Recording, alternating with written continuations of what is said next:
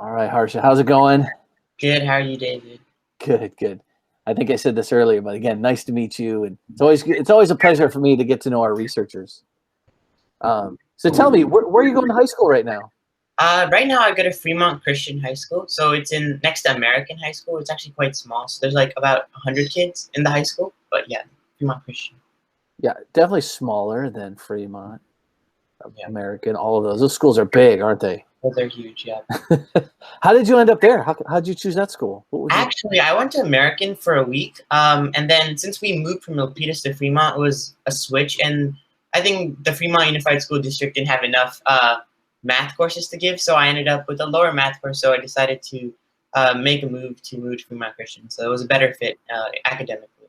Oh, nice. That's always a good reason. Yeah. And what year are you in high school? I'm a sophomore. Oh, nice. Okay. What math are you in? You said they didn't have the math. What are Right you in? now I'm in Calc AB. So last year I would have taken pre-calculus, but I think American was only offering Algebra 1 to people who moved out. So that was a big gap. Didn't want to go back. Yeah, no, not if you're in Calc AB from Algebra 1. I mean, you're already, is that Algebra 1, Geometry? You're already 3 years ahead. 2 years ahead, yeah. That's cool. So you'll do BC and then continue on. And then continue, yeah. I mean, it'd be cool, too, if you had the opportunity to do, community college advanced level math, too, now that you have prereqs done. Yeah, I think so. That would, Definitely recommend it. Yeah. I think my experiences with universities for years. Yeah. Helping students along those kind of lines is fun for me. It's like, well, yeah, definitely. Cool. So how did you hear about ASDRP, and when did you start enrolling? So I joined ASDRP this year's spring, so early 2020.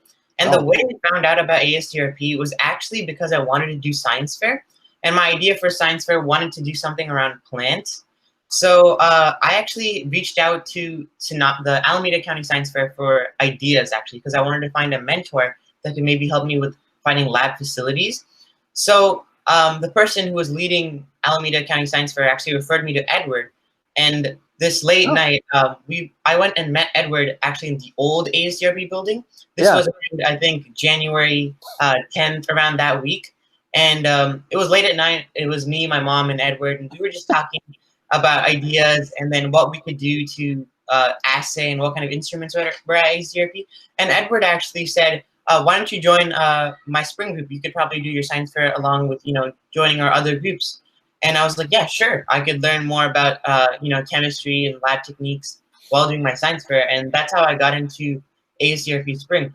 So in the spring, I worked on this group called polyphenol. So that's where we mashed up plants with solvents and extracted these polyphenols to test on how they could inhibit the amyloid beta 42 protein, which is related with Alzheimer's. So that was a good experience to learn for basic lab techniques. And then summer came, and then I actually worked with Scott Clark.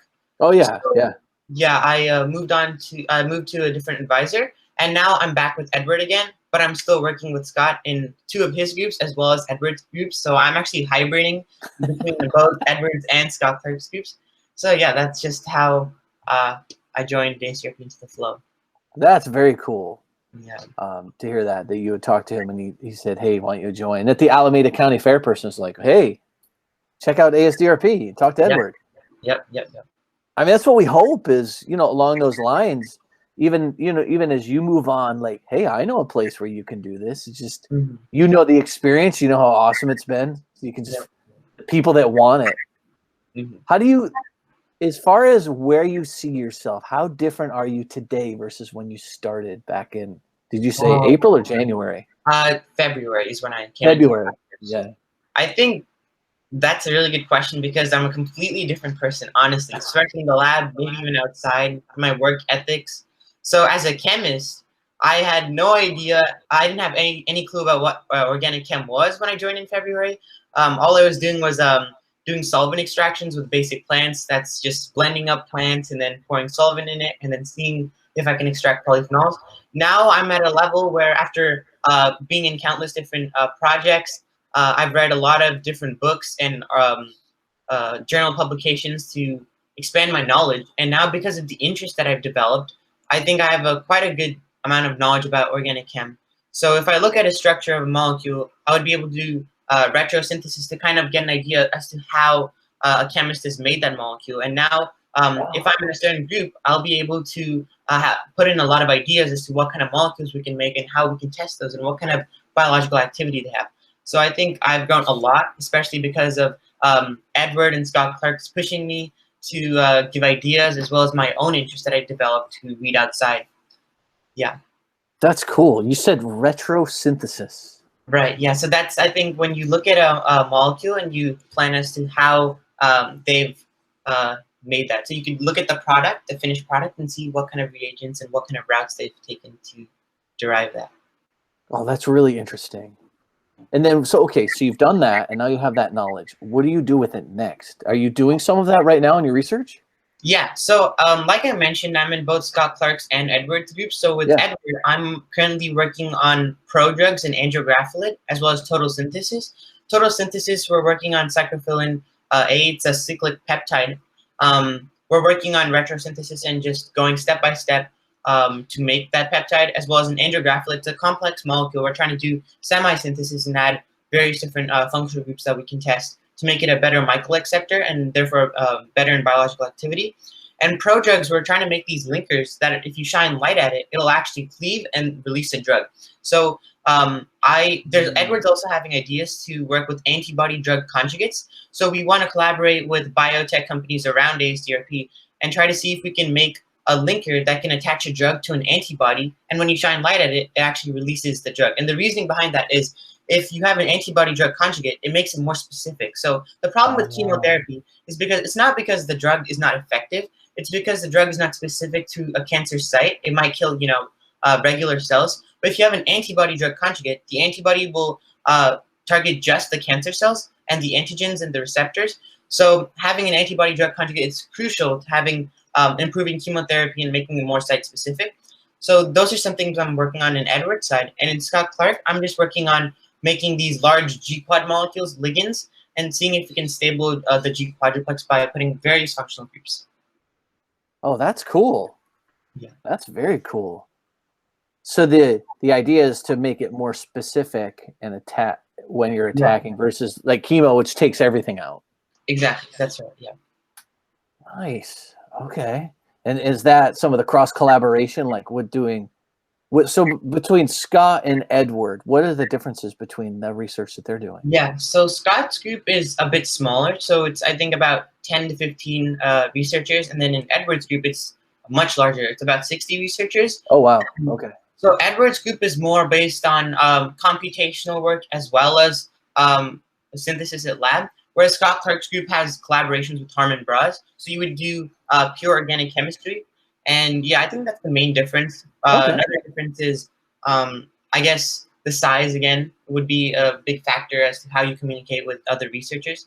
Other than that, it's I think both are great opportunities to learn. That's awesome. I know this was like real quick interview. They go by so fast. Yeah. It seems like 10 minutes ago was like 2 seconds ago. Yeah. I know we want to finish up here real quick, but what do you want to tell people who've just joined ASDRP? Let's end on that. What would you tell them if they're a brand new person coming in January? I think if new students come to ASDRP, you have to remember that at first it's going to be difficult to learn concepts if you're new. But if you slowly get into the pace of things, work with researchers, talk to researchers, ask them questions, especially your advisor, after 2 or 3 months, you'll get into a state where you have a lot of ideas, really cool ideas, and you might even know how to execute them. And then you'll actually get into the flow of being a genuine, proper researcher. So I'd say use up all the resources you have at ASDRP. You have a great set of advisors. You have a great set of researchers you're working with and great facilities. So make use of that and then try to improve yourself. So that's what I would say. That's actually great advice. And you're right. There are lots of resources. If you think, I think about my own life and the students I've helped life and the researchers is, there's so much help out there. It's knowing which help at what time, right? And that's just such good advice for people to walk away with. Yeah.